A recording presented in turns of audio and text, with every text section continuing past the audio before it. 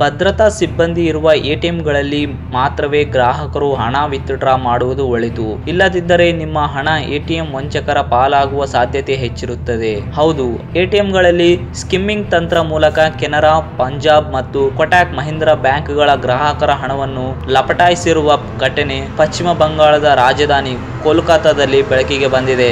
ಕೇವಲ 5 ದಿನಗಳಲ್ಲಿ 76 ಮಂದಿಯನ್ನು ವಂಚಿಸಿರುವ ಎಟಿಎಂ ವಂಚಕರು 20 ಲಕ್ಷ ರೂಪಾಯಿಗೆ ಕನ್ನ ಹಾಕಿದ್ದಾರೆ. ಎಟಿಎಂ ವಂಚಕರಿಂದ ವಂಚನೆಗೆ ಒಳಗಾದವರ ಸಂತ್ರಸ್ತರ ಸಂಖ್ಯೆ ಮತ್ತಷ್ಟು ಹೆಚ್ಚಳವಾಗುವ ಸಾಧ್ಯತೆ ಇದೆ ಎಂದು ಹೇಳಲಾಗಿದ್ದು, ರಾಷ್ಟ್ರಾದ್ಯಂತ ತೀವ್ರ ಆತಂಕ ವಾತಾವರಣವೇ ಸೃಷ್ಟಿಯಾಗಿದೆ. ಈ ಹಿನ್ನೆಲೆಯಲ್ಲಿ ಈ ಸಂಬಂಧದ ತನಿಖೆಗಾಗಿ ಕೋಲ್ಕತ್ತಾ ಪೊಲೀಸರು ವಿಶೇಷ ತನಿಖಾ ತಂಡವನ್ನು ರಚಿಸಿದ್ದು, ಎಟಿಎಂಗಳ ಸಿಸಿಟಿವಿ ದೃಶ್ಯಾವಳಿಗಳನ್ನು ಸಂಗ್ರಹಿಸಿದೆ. ನಗರದ ಎಟಿಎಂಗಳಲ್ಲಿ ಸ್ಕಿಮ್ಮಿಂಗ್ ಮಷಿನ್ ಅಳವಡಿಸುವ ಕೃತ್ಯದಲ್ಲಿ 5 ಮಂದಿರುವ ತಂಡವೊಂದು ಕೆಲವು ತಿಂಗಳುಗಳಿಂದ ತೊಡಗಿತ್ತು ಎಂದು ವರದಿಯಾಗಿತ್ತು. ಈ ಸ್ಕಿಮ್ಮಿಂಗ್ ಮಷಿನ್ಗಳ ಎಟಿಎಂನಲ್ಲಿ ಬಳಸುವ ಡೆಬಿಟ್ ಮತ್ತು ಕ್ರೆಡಿಟ್ ಕಾರ್ಡ್ಗಳ ಪಾಸ್ವರ್ಡ್ ನಂತಹ ರಹಸ್ಯ ಮಾಹಿತಿಯನ್ನು ತನ್ನಲ್ಲಿ ಶೇಖರಿಸಿಕೊಳ್ಳುತ್ತದೆ. ಬಳಿಕ ಈ ರಹಸ್ಯ ಮಾಹಿತಿ ಬಳಸಿಕೊಂಡಿರುವ ಎಟಿಎಂ ವಂಚಕರು ಬೇರೆ ಬೇರೆ ನಗರಗಳ ಎಟಿಎಂಗಳ ಮೂಲಕ ಜನಸಾಮಾನ್ಯರ ಹಣವನ್ನು ಕೊಳ್ಳೆ ಹೊಡೆದಿದ್ದಾರೆ ಎಂದು ತನಿಖಾ ಸಂಸ್ಥೆಗಳು ಅಭಿಪ್ರಾಯಪಟ್ಟಿವೆ. ಹಣವನ್ನು ಕಳೆದುಕೊಂಡಿರುವ ಗ್ರಾಹಕರು ಮತ್ತು ಇತರ ಗ್ರಾಹಕರು ತಮ್ಮ ಹಣಕ್ಕೂ ಎಟಿಎಂ ವಂಚಕರು ಕನ್ನ ಹಾಕಿದ್ದಾರೆಯೇ ಎಂದು ತಿಳಿದು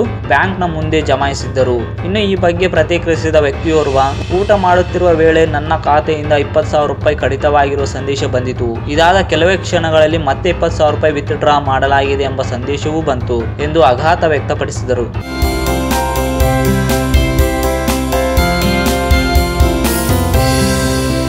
if you like this video, ಬೇಗ ಲೈಕ್ ಮಾಡಿ, ಕಾಮೆಂಟ್ ಮಾಡಿ, ಶೇರ್ ಮಾಡಿ ಹಾಗೂ ಯೋಯೋ ಟಿವಿ ಕನ್ನಡವನ್ನು ಸಬ್ಸ್ಕ್ರೈಬ್ ಮಾಡಿ.